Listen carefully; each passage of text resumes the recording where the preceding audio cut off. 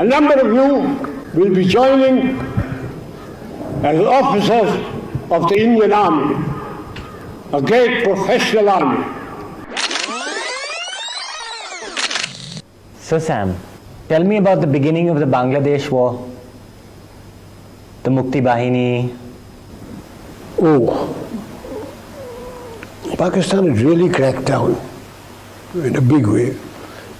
The poor old Bengalis, what could they do against the Pathans and Punjabi Muslims and the army?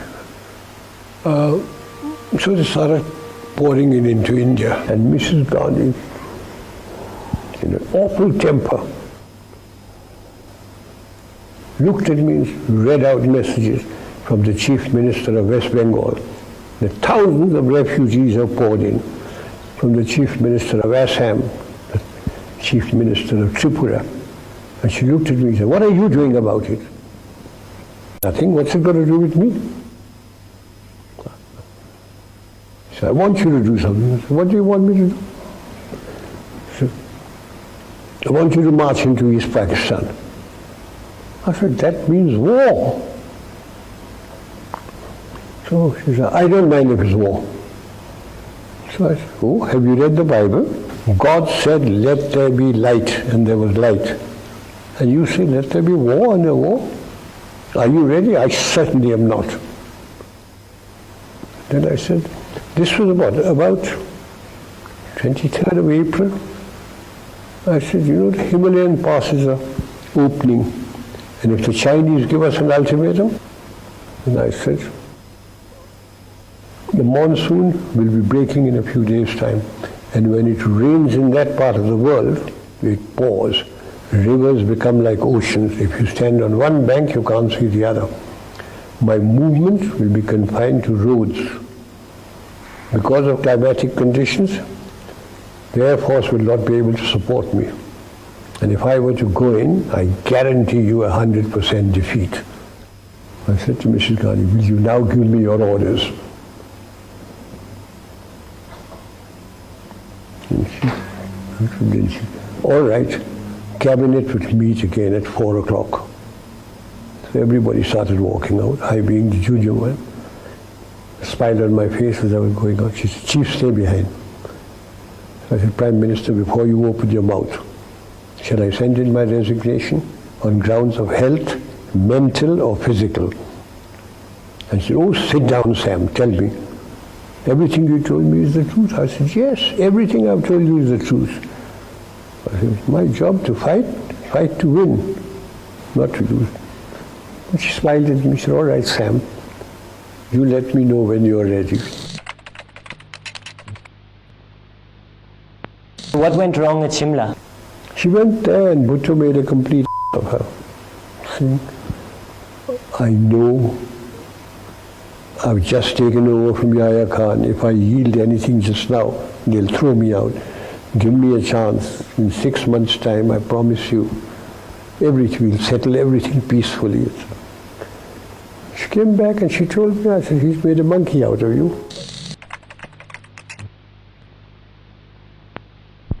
I went to Pakistan about 2 months after the conflict. And they really gave me a first-class welcome. The governor, this was at Lahore, the governor invited me for lunch, gave me a martini before lunch, wines at lunch. And during lunch he said, "General, will you do me a favor?" So I said, "If I can, Mr. Governor, I will." I thought he was going to be asking me about some relation of it. He said, "My staff is outside. They want to shake hands with you." I went out, and there they were all lined up. About the 11th man took his pagri off and put it at my feet. So I picked it up, and I gave it to him. "Ye kyun aapne kiya?" कहता, "हजूर, आप थे तो हम बच गए. मेरे 5 लड़के आपके कैदी हैं. उनकी चिट्ठी आती है कि आपने सबको कुरान शरीफ दी. वो लोग बैरक में सोते हैं, आपके जवान बाहर सोते हैं. वो लोग चारपाई पे सोते हैं, आपके जवान ज़मीन पे सोते हैं. आप जब जाते हैं हाथ मिलाते हैं सबके साथ, लंगर में जाकर खाना टेस्ट करते हैं. And he turned around, the governor was with me. अब हम कभी नहीं मानेंगे साहब कि हिंदू खराब है. And I got into trouble in my own country. The bureaucrats and the ministers complained about me कि चीफ साहब तो उनको ऐसा रखते हैं कि जैसे उनके जवाई हैं, as if they were my sons-in-law. They complained against me, cabinet meeting, at the meeting. Mr. Gandhi looked at me, I said, Prime Minister, they were soldiers. They fought. They fought extremely well. They lost. And I'm looking after the soldiers. No, I've forgotten all about the war and everything. Sam, what was your greatest achievement in the army? Do you know, from the rank of second lieutenant to field marshal, I have never punished a man. My adjutant general, when I was the chief, and my judge advocate general used to get wild. Court-martial proceedings would come to me. If they said not guilty, I'd sign. If they said guilty and punished, I'd take the file home, I'll look at it, I'll say, no, I think witness number 3 has lied, Mr. So-and-so thing. And they say, how can we maintain discipline with you as the army chief? You're not punished. I say, you damn chaps sit in Delhi with your wives and your children in lovely homes, and you forget what those chaps are going through.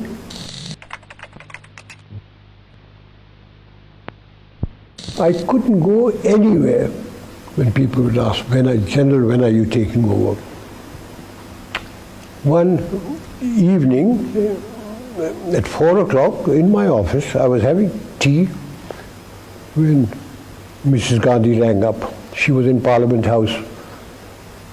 And she rang up and said, Sam, are you very busy? And I said, Prime Minister, the army chief is always busy, but never too busy to talk to his Prime Minister. She said, can you come over? And I said, I'm having tea here. She said, oh, I'll give you tea.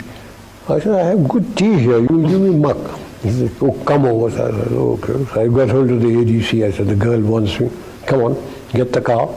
The girl wants me. They always knew I'd talk like that. So we got into the car, went to Parliament House. She was sitting in her office in a kidney-shaped table. She was an actress, she was sitting down like this. I walked in my breezy way. I said, hello, Prime Minister.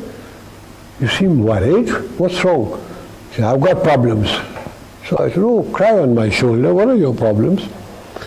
And she looked me straight in the face and said, you are my problem. So I said, now what have I done? Have I made a speech? Have I done something stupid? So I said, what have I done now? She said, everybody says you're going to take over from me. So I said, and what do you think? She says, you can't. And I said, oh, you think I'm so incompetent? I didn't mean that, Sam, you wouldn't. She has a long nose, I have a longer one. I put my nose next to her. I want to tell you, I have no intention or even a thought of getting involved in politics or taking over, as long as I command my army without interference. Okay, I told you enough about Mrs. Gandhi and myself. Morarji Desai. Ah, you want to know about Morarji Bhai. You've been dying to tell that story, haven't you? I've got 2 or 3 stories about Morarji Bhai.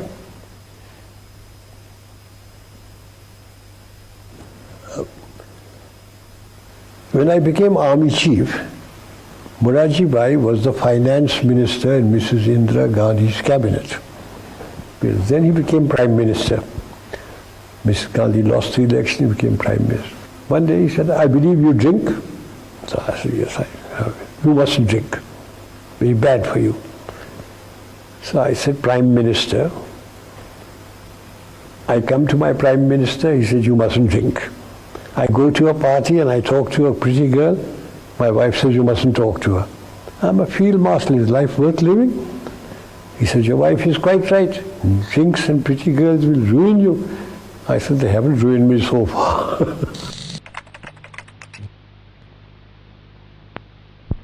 After partition, I became director of military operations, and I remained director of military operations for 3.5 years.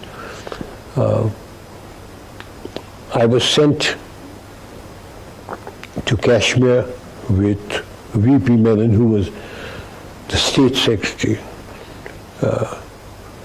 The Maharaja's army the Muslim element had revolted, the tribesmen had come in, and I was sent there with him, VP Menon, to see if he can get the accession from the Maharaja, see what the military situation was like. And at about midnight, the Maharaja signed. He kept on saying, "You must send soldiers in." He said, "We can't send soldiers into your state unless you accede to India." So at midnight he acceded to India. VP Menon handed over the accession papers to Mountbatten. Mountbatten looked at me. He said, "Manekshaw." He didn't call him Manekshaw. "What's the military situation like?" I said, "Very bad, sir.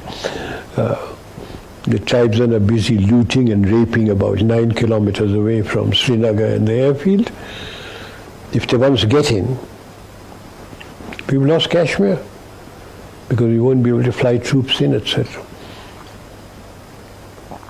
So he looked at Nehru, and Nehru talked and all, until Sardar Patel lost his temper. He said, "Jawaharlal, do you want Kashmir or do you want to hand it over?" He said, "Of course, Kashmir is ours now." So he said, "Will you issue orders?" And before he could issue orders, Sardar Patel said, "You have received your orders." So I walked out, and we started flying troops into Kashmir. What was your relationship with Sardar Patel like? Sardar Patel was Home Minister, and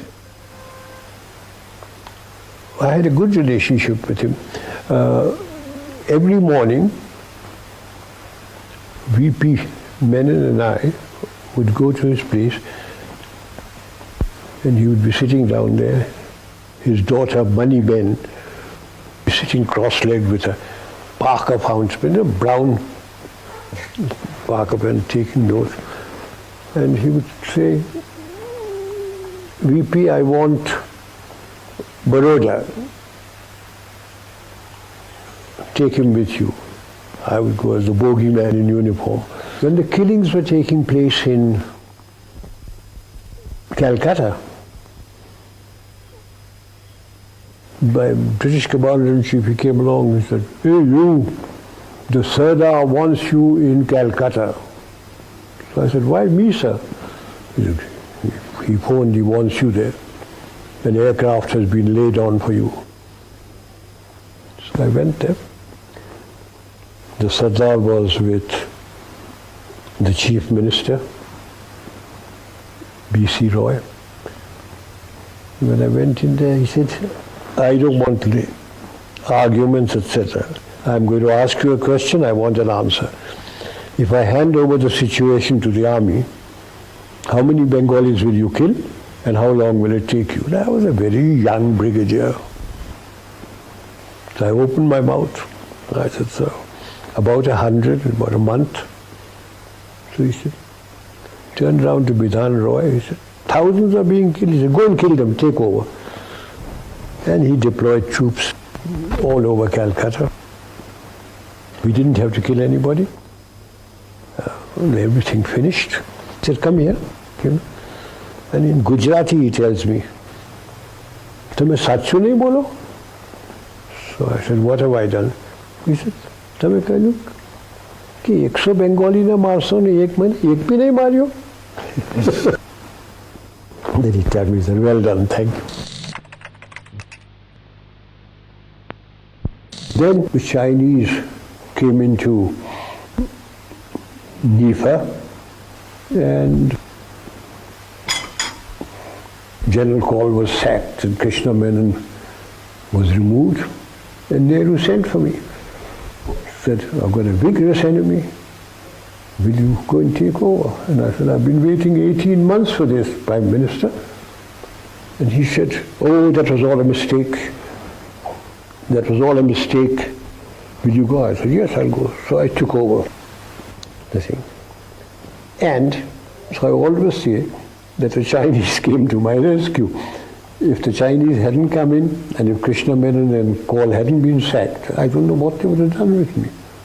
I said, I don't want to know what happened in the past. All I want to know is, who are my commanders? Where are the Chinese? How much ammunition have I got? How much oil, petroleum, and food have I got? And just leave the map to be here.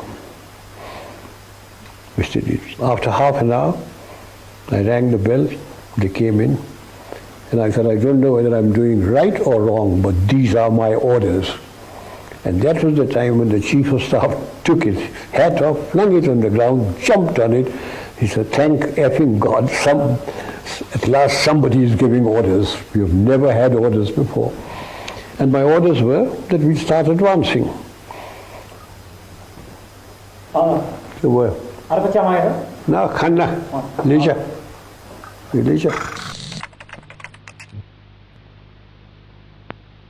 So Sam, tell me about when you joined the Gorkhas. Oh Lord.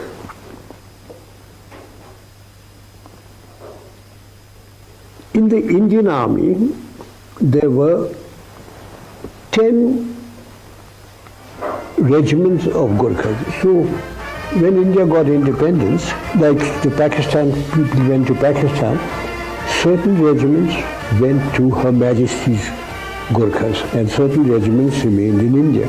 But there was a treaty between the King of Nepal and the British government that all Gorkha regiments would be officered by British officers. So when the British officers left, there had to be some Indian officers. So I was the first Indian to be posted to a Gorkha regiment. I, having been with the Frontier Force Regiment, now became a Gorkha. What year was this? 1947. 1947. And I met a Gorkha sentry. I looked at him and I said, asked him, "Tera naam kya hai?" And he said, "Har ka Bahadur Guru." Then I looked at him, "Mera naam kya hai?" And he thought and he said, "Sam Bahadur." I became Sam Bahadur.